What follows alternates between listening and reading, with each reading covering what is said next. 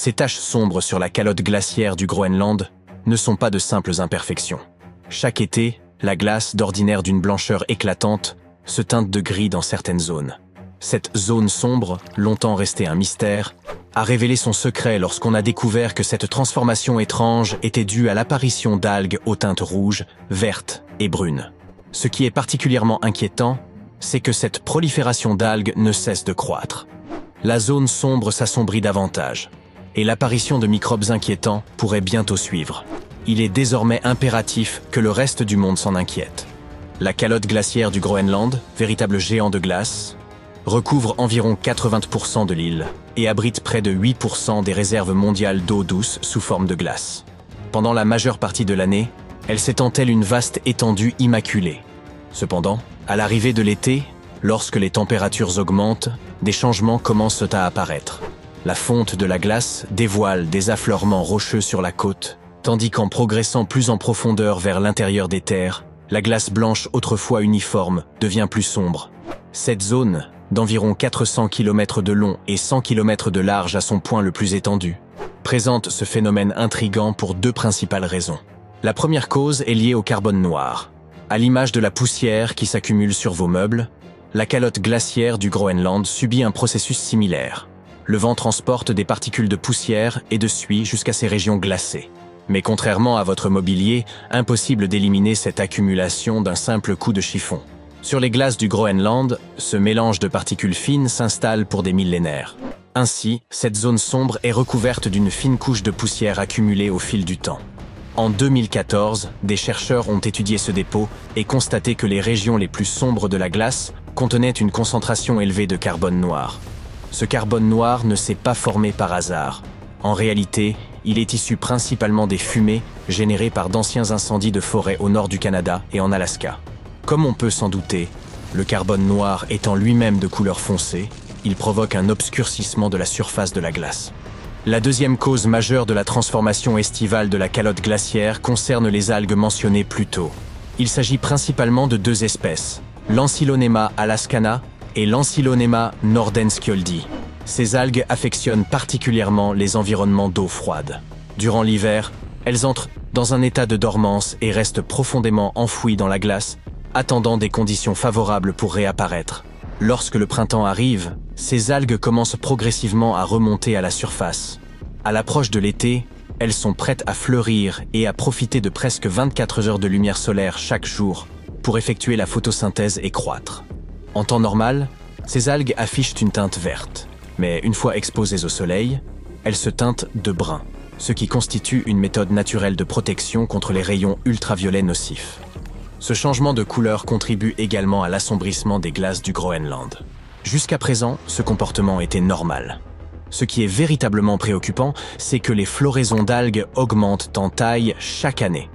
Ce phénomène s'explique par le fait qu'elles prospèrent grâce au phosphore, un nutriment abondant dans cette région, provenant d'un minéral appelé hydroxyapatite. Ce dernier se retrouve dans une roche qui se décompose en minuscules particules de poussière, transportées par le vent à travers la glace. Avec le réchauffement climatique, les roches deviennent plus sèches et des vents plus puissants soulèvent davantage de poussière. Cette augmentation entraîne plus de phosphore, favorisant ainsi une croissance accrue des algues. Vous saisissez ? Il s'agit d'un cycle qui s'aggrave d'année en année. L'étude de ce phénomène est donc essentielle pour comprendre pourquoi la zone sombre continue de s'étendre. Entre 2000 et 2012, sa superficie a crû de 12%.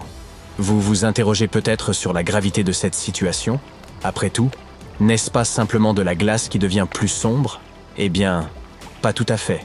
Pensez à votre aversion à porter des vêtements noirs par une journée chaude et ensoleillée. Ceux-ci absorbent la chaleur et vous font suffoquer. Cela s'explique par le fait que les surfaces sombres captent davantage de lumière solaire. Il en va de même pour la glace. Ensemble, la poussière, le carbone noir et les floraisons d'algues sont responsables d'environ 70% de la variabilité de l'albédo sur la calotte glaciaire du Groenland. L'albédo est un terme technique qui désigne la capacité d'une surface à réfléchir la lumière. Si l'on compare deux surfaces, l'une blanche et brillante, l'autre sombre et rugueuse, la surface blanche reflètera une grande quantité de lumière et de chaleur, ce qui lui conférera un albédo élevé. À l'inverse, la surface sombre absorbera plus de lumière et de chaleur, ce qui résulte en un albédo faible. Durant l'été, la calotte glaciaire du Groenland subit une diminution de son albédo. Cela signifie que la glace capte davantage de lumière solaire et lorsqu'elle en absorbe plus, elle fond plus rapidement que prévu. C'est pourquoi il est crucial de comprendre les dynamiques au sein de la zone sombre. Cela permet de prévoir la rapidité de la fonte de la calotte glaciaire du Groenland et ses répercussions sur le reste du monde. La calotte glaciaire du Groenland est la deuxième plus vaste au monde, couvrant une superficie équivalente à celle de l'ensemble des terres américaines situées à l'est du fleuve Mississippi. Cette imposante masse de glace présente une épaisseur moyenne de 2,3 km. Mais hélas, le rythme auquel cette glace se perd a explosé. Dans les années 90, le Groenland perdait environ 25 milliards de tonnes de glace par an. Aujourd'hui, ce chiffre est monté à environ 234 milliards, soit près de 10 fois plus de glace fondue chaque année. Selon la NASA, si la totalité de la calotte glaciaire du Groenland venait à fondre, cela entraînerait une élévation du niveau des mers d'environ 7,40 mètres. Cela pourrait avoir des conséquences catastrophiques pour les pays et les villes côtières à travers le monde. Les Pays-Bas pourraient être entièrement submergés, les Bahamas risqueraient d'être presque totalement anéantis, et de nombreuses îles des Philippines pourraient disparaître. Tout cela peut sembler une réalité lointaine, et il est vrai que la plupart des scientifiques estiment qu'il faudrait plusieurs centaines, voire des milliers d'années pour que la calotte glaciaire fonde complètement. Toutefois, il est important de comprendre que le Groenland n'a pas toujours été recouvert par cette épaisse couche de glace. Récemment, des chercheurs ont examiné attentivement des sédiments prélevés au fond d'un carottage de glace de plus de 3 km de profondeur, extrait du centre du Groenland. Ils ont découvert que le sol contenait des traces de bois de saule, des parties d'insectes, des champignons et même des graines de pavot.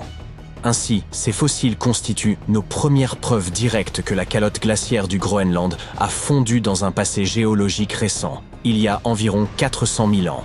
À cette époque, le Groenland était recouvert d'un paysage de toundra verdoyante, peuplé d'insectes et de plantes. Cette découverte est à la fois fascinante et inquiétante, car elle indique que la calotte glaciaire s'est effondrée par le passé et pourrait être plus fragile que ce que les scientifiques pensaient initialement. Il y a également une autre inquiétude. Une étude récente a prélevé de l'eau de fonte à différents endroits de la calotte glaciaire du Groenland et a constaté que ces échantillons contenaient des centaines de milliers de microbes. L'inquiétude réside dans le fait que ces microbes pourraient être libérés dans l'océan à l'avenir. De plus, certaines études suggèrent déjà que les zones proches de l'écoulement important de l'eau de fonte glaciaire présentent un risque accru de transmission de virus à de nouveaux hôtes, notamment des animaux aux humains. Bien que les experts estiment que la probabilité qu'un virus menaçant pour l'humanité provienne des glaciers soit très faible, elle n'est pas nulle. En réalité, nous avons peu de connaissances sur les milliers d'espèces microbiennes vivant à la surface de la glace. Et il n'existe tout simplement pas suffisamment de données pour évaluer pleinement les dangers que pourraient représenter ces organismes.